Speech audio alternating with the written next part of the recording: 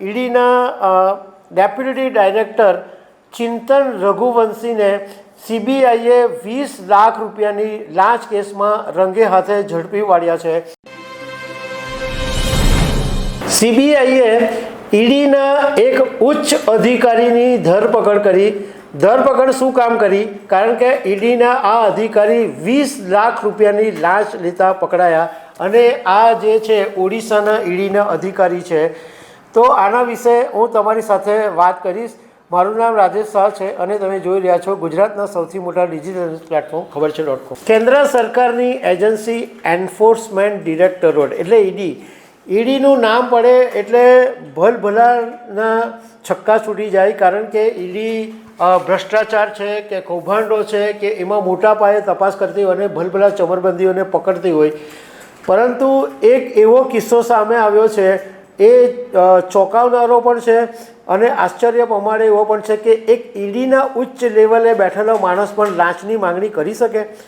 હવે વાત એમ બની કે ઓડિશાની અંદર ઈડીના ડેપ્યુટી ડાયરેક્ટર ચિંતન રઘુવંશીને સીબીઆઈએ 20 લાખ રૂપિયાની લાંચ કેસમાં રંગે હાથે ઝડપી પાડ્યા છે અને એમને શુક્રવારે કોર્ટમાં રજૂ પણ કરવામાં આવ્યા અને એમની સામે એફઆઈઆર પણ કરવામાં આવી છે।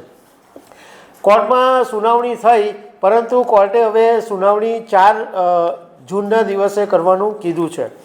હવે આ ચિંતન રઘુવંશીની 20 લાખ રૂપિયાની જે ધરપકડ કરવા 20 લાખ રૂપિયાના કેસમાં, એ આખો કેસ એવો છે કે ઓડિશામાં ઢેંકાનાલ કરીને એક વિસ્તાર છે, ત્યાં પથ્થર માઇનિંગની સાથે સંકળાયેલા એક વ્યક્તિ રતિકાંત રાઉતની એક કેસની અંદર ધરપકડ કરવામાં આવી હતી। હવે જ્યારે રતિકાંત રાઉતની ધરપકડ કરવામાં આવી ત્યારે એની પૂછપરછ માટે ઈડીની ઓફિસમાં બોલાવવામાં આવ્યા હતા અને ઈડીના ડાયરેક્ટર ચિંતન રઘુવંશીની કેબિનમાં એમને બોલાવવામાં આવ્યા। ચિંતન રઘુવંશીએ એના વ્યક્તિને એમ કીધું કે તમે એક કામ કરો, ભક્તિ નામની એક વ્યક્તિ છે એને તમે મળી લો। એટલે આ ભાઈ જે છે રતિકાંત રાઉત એ ભક્તિ નામની વ્યક્તિ પાસે ઓફિસમાં ગયા તો પેલા ભાઈએ એમ કીધું કે જો તમારે આ કેસ સેટલ કરવો હોય, આમાંથી છૂટવું હોય તો 5 કરોડ રૂપિયા આપવા પડશે। હવે રતિકાંત રાઉતે કીધું કે આટલા બધા રૂપિયા મારી પાસે છે જ નહીં અને બહુ લાંબી રકઝક ચાલી, પણ પેલા જે ભક્તિ કરીને નામના વ્યક્તિ હતા એ સાંભળવા તૈયાર જ નહીં હતા। પરંતુ આખરે પછી ચિંતન રઘુવંશી જે ઈડીના ડાયરેક્ટર છે, ડેપ્યુટી ડાયરેક્ટર, એમને આણે ફોન કર્યો રતિકાંત રાઉતે કે સાહેબ આ 5 કરોડ રૂપિયા માંગે છે, આટલા બધા રૂપિયા મારી પાસે છે નહીં। એટલે એમની સાથે પણ થોડો વાદ વિવાદ થયો। આખરે 2 કરોડ રૂપિયામાં સેટિંગ નક્કી થયું કે ચાલ કંઈ વાંધો નહીં, 2 કરોડ રૂપિયા આપી દેજે।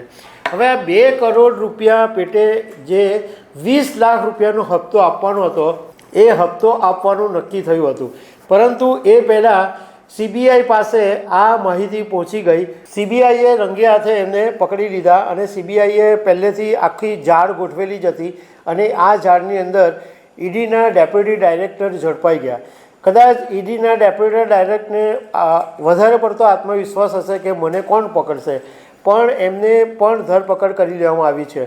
એટલે આવા અનેક કિસ્સાઓ પરથી આપણને એવું થાય કે આ જે ઈડી જેવા લેવલે પોસ્ટ પર જે વ્યક્તિ બેઠેલા છે એનો પગાર તો એટલો બધો હાઈ લેવલનો હોય જ છે, પરંતુ એમને જે સુવિધાઓ મળે છે એ પણ બધી હાઈ લેવલની હોય છે। એમ છતાં પણ આ લોકો ભ્રષ્ટાચારમાંથી હજુ ઊંચા આવતા નથી।